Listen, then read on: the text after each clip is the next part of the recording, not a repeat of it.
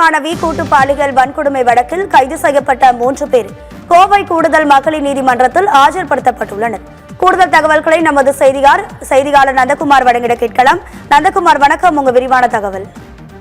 வணக்கம் ராதிகா. நிச்சயமாக கோவை விமான நிலையம் அருகே கடந்த 2ஆம் தேதி இரவு கல்லூரி மாணவி தனது காதலனுடன் காரி தனிமையில் இருந்த பொழுது அப்பொழுது அங்க வந்த 3 பேர் காதலனை தாக்கி மாணவியை கடத்தி சென்று கூட்டு பாலியல் பலாத்காரம் செய்தனர்.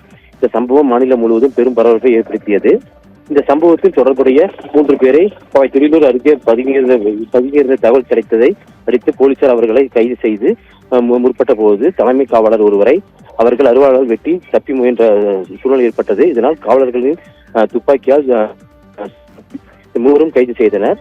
அவர்களிடம் நடத்திய விசாரணையில் அவர்கள் சிவகங்கை மாவட்டம் சிங்கபுரணி பகுதியைச் சேர்ந்த சதீஷ் என்கின்ற கருப்புசாமி, அவருடைய தம்பி கார்த்திக் என்ற காளீஸ்வரன் மற்றும் அவர்களது உறவினரான மதுரையைச் சேர்ந்த குணா என்கின்ற தவசி என்பது தெரிய வந்தது. 3 பேரையும் கோவை அரசு மருத்துவமனையில் மருத்துவக் கல்வி மருத்துவமனையில் சிகிச்சைக்காக அனுமதிக்கப்பட்டது. அவர்களுக்கு அறுவை சிகிச்சை செய்து காலில் இருந்த துப்பாக்கி குண்டுகளை அகற்றப்பட்டது. சிகிச்சை பின்னர் 3 கோவை மத்திய சிறையில் அடைக்கப்பட்டனர். தற்போது கோவை மாநகர காவல் ஆணையர் சரவணசுந்தர் மேற்பார்வையில் துணை ஆணையர் தேவநாதன் மற்றும் ஆய்வாளர் அர்ஜுனன் மற்றும் லதா ஆகியோர் அடங்கிய குழுவினர் நீதிமன்றத்தில் தாக்கல் செய்யப்பட்ட வேண்டிய அனைத்து ஆவணங்களையும் தயார் செய்து வருகின்றனர்.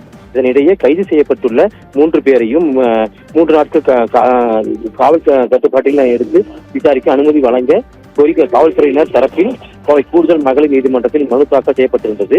அந்த மனுவின் மீதான விசாரணை இன்று நடைபெறும் நிலையில் கைது செய்யப்பட்டுள்ள 3 ஆம்புலன்ஸ் மூலம் மகளிர் நீதிமன்றத்திற்கு அழைத்து வரப்பட்டது.